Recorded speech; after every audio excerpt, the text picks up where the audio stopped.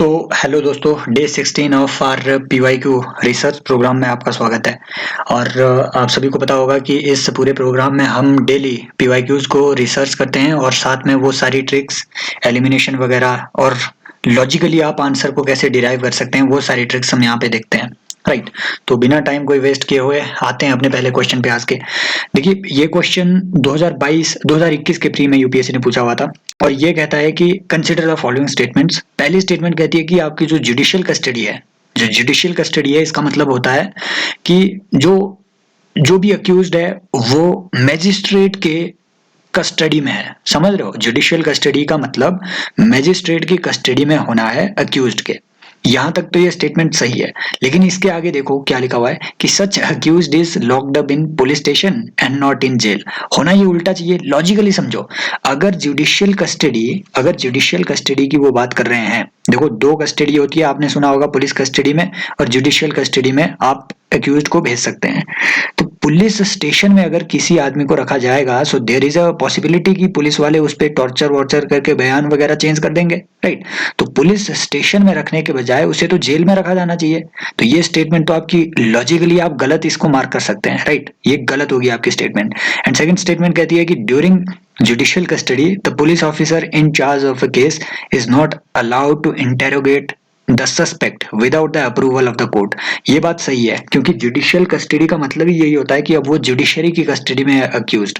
Right, उस पे police वाले अब दबाव वगैरह कुछ नहीं बना सकते। अब पूरी रिस्पॉन्सिबिलिटी जुडिशरी की है उसके प्रोटेक्शन की।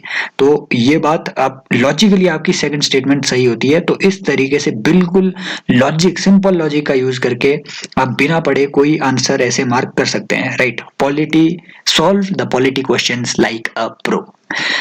सो एडिशनल इन्फॉर्मेशन है इसमें तो क्या ही दी जाए आपको। पॉसिबिलिटी है कि यूपीएससी फिर से ऐसा क्वेश्चन कॉन्सेप्चुअल रिपीट कर सकता है, क्योंकि हमने अभी ट्रेंड देखा है कि जो लॉ से रिलेटेड क्वेश्चन है, राइट, लॉ से रिलेटेड, लीगल इश्यूज से रिलेटेड, वो यूपीएससी बहुत पूछ रहा है। राइट, सुप्रीम कोर्ट की ऑब्जर्वेशन वगैरह इवन मेंस में पूछ रहे हैं।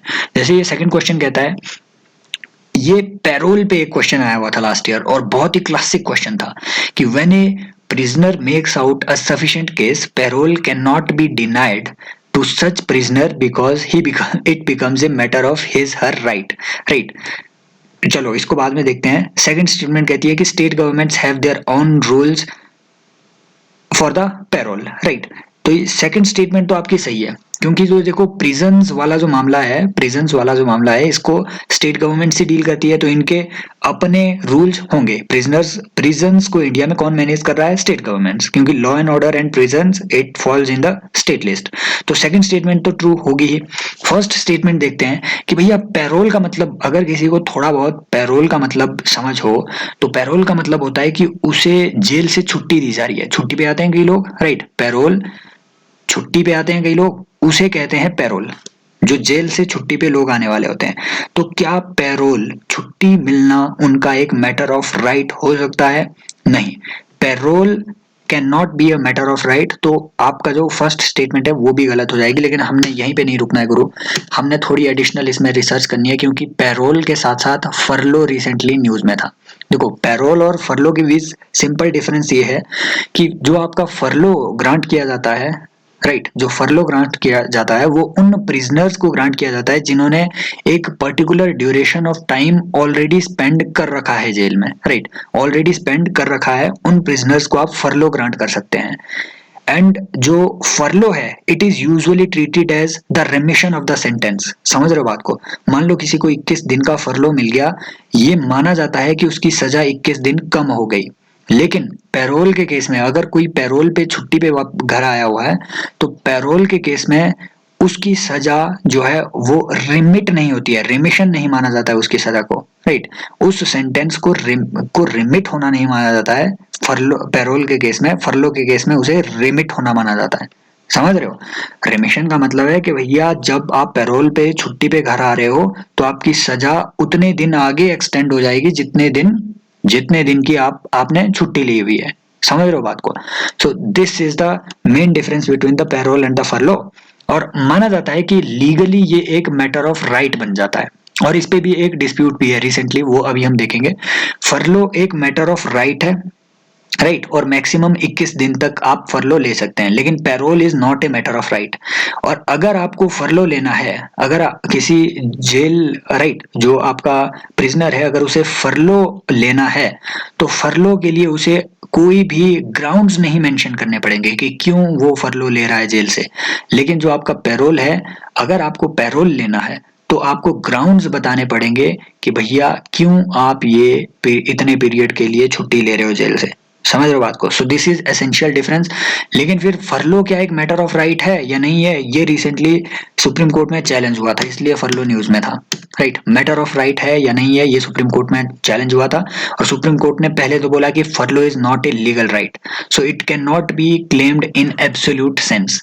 फिर इसमें क्लैरिफिकेशन देते हुए सुप्रीम कोर्ट ने कहा कि the grant of furlough must be balanced against the public interest and can be refused to certain category of prisoner। समझ रहे हो? तो फरलो को आप एज ए राइट, फरलो को भी आप क्लेम नहीं कर सकते। समझ रहे हो आप बात को? फरलो को भी as a legal right claim नहीं कर सकते, ये रीसेंट ऑब्जर्वेशन है सुप्रीम कोर्ट की। एंड नेक्स्ट चीज आती है कि प्रिजनर हैज राइट टू, अब ये सबसे रीसेंट ऑब्जर्वेशन है, ऐसे ही सुप्रीम कोर्ट मतलब कॉन्फ्लिक्टिंग जजमेंट देता रहता है कि prisoner has right to seek furlough even if he is not eligible for the sentence remission. समझ रहे हो बात को? इट मीन्स कि अगर प्रिजनर सेंटेंस रिमिशन के लिए एलिजिबल नहीं है स्टेट के लॉज के अकॉर्डिंग, जो उसे सजा दी गई है उसकी रिमिशन के लिए मान लो अगर प्रिजनर एलिजिबल नहीं भी है, तो भी प्रिजनर अपने फरलो को ले सकता है, but it is not A legal right. It is legal right ये आपका नहीं है, लेकिन फिर भी वो फरलो डिमांड कर सकता है, not as a matter of right, but वो डिमांड कर सकता है। बाकी स्टेट के गवर्नमेंट के डिस्क्रिप्शन पे है उसे फरलो देना है या नहीं देना है। राइट, स्टेट गवर्नमेंट के रूल्स के डिस्क्रिप्शन पे। सो ये है सुप्रीम कोर्ट की कुछ रिसेंट ऑब्जर्वेशन। देखो, इसीलिए एक ही एक्ट, देखो जो ये कुछ एक ऐसे एक्ट्स हैं, जैसे आपका फॉरेस्ट राइट्स एक्ट हो गया, राइट, जिसे हम कहते हैं कि scheduled tribes and other traditional forest dwellers act, ये एक्ट, और आपका जो पीसा एक्ट है, extension of Panchayati Raj to scheduled area, PESA act, ये दोनों एक्ट्स पे बार बार क्वेश्चन पूछे जाते हैं। राइट, इस एक्ट पे 3-4 बार यूपीएससी ने क्वेश्चन पूछ लिए हैं, और ये अभी वाला क्वेश्चन है कि इनमें से कौन सी मिनिस्ट्री जो आपके फॉरेस्ट राइट्स एक्ट है इसको लागू करने के लिए रिस्पॉन्सिबल है, तो इसका सिंपल आंसर है मिनिस्ट्री ऑफ ट्राइबल अफेयर्स। एक बार इसी पे क्वेश्चन पूछा हुआ था, आई थिंक 2018-19 में, कि जो फॉरेस्ट राइट्स एक्ट है, राइट, इसके अंडर जो फॉरेस्ट ड्वेलर्स हैं उनके राइट्स को रिकॉग्नाइज करने का प्रोसेस इनिशिएट कौन करेगा, तो वो इनिशिएटर आपका ग्राम सभा होगी। समझ रहे हो बात को? कि भैया कौन से फॉरेस्ट ड्वेलर के क्या राइट होंगे फॉरेस्ट में, वो रिकॉग्नाइज करने का प्रोसेस इनिशिएट कौन करेगा? ग्राम सभा।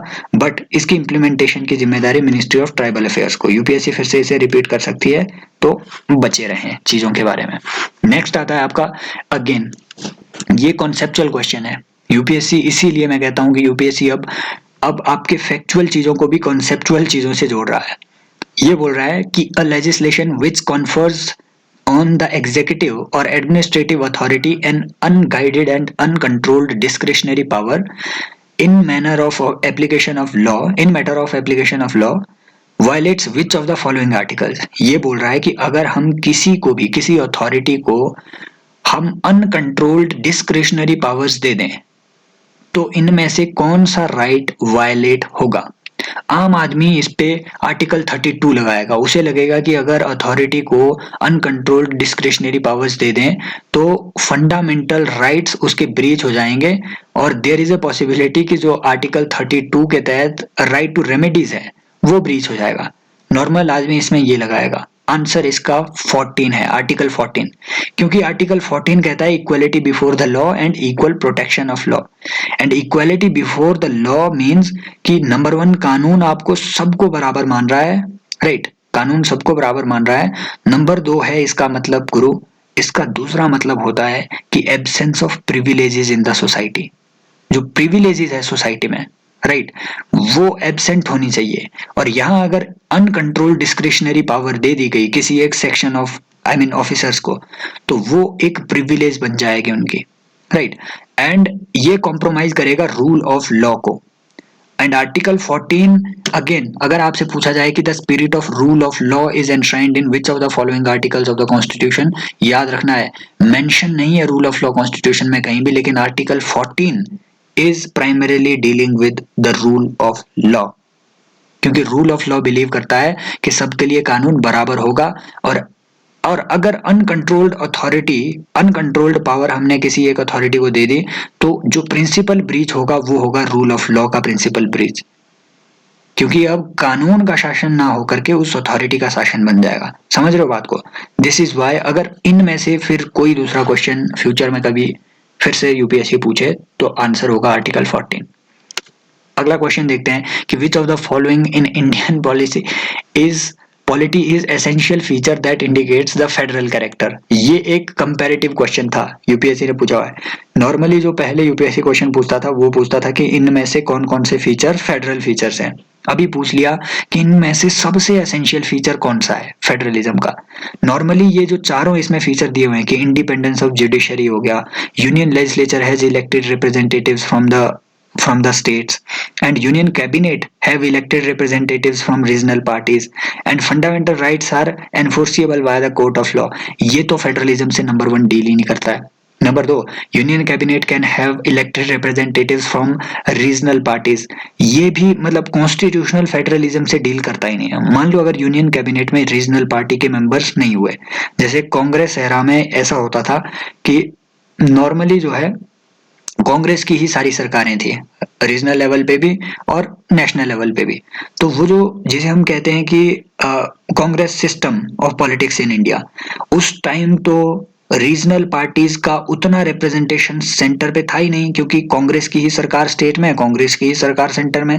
उस केस में क्या इंडिया एक फेडरेशन नहीं रह जाएगा? तो ये भी आप एलिमिनेट कर दो, राइट।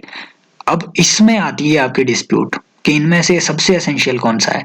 सबसे एसेंशियल इसमें है इंडिपेंडेंस ऑफ जुडिशरी, क्योंकि मान लो अगर आपने स्टेट का रिप्रेजेंटेशन सेंटर पे इंश्योर कर भी दिया, फिर भी अगर आपकी जुडिशरी इंडिपेंडेंट नहीं है तो वो हमेशा सेंटर के पक्ष में निर्णय लेगी, और आपका फेडरल जो फीचर है, जो फेडरल स्ट्रक्चर है, वो धाराशायी हो जाएगा। इसीलिए कहते हैं कि कॉन्सेप्चुअल क्वेश्चन यूपीएससी बहुत इंपॉर्टेंट है यूपीएससी में, और कॉन्सेप्चुअल क्वेश्चन ही यूपीएससी अब ज्यादा पूछ रहा है, राइट। आई थिंक वीडियो काफी लंबी हो जाएगी, राइट। ये आप यहाँ पे देख सकते हैं कि without judicial independence Supreme Court may interpret the constitution in centre's favour.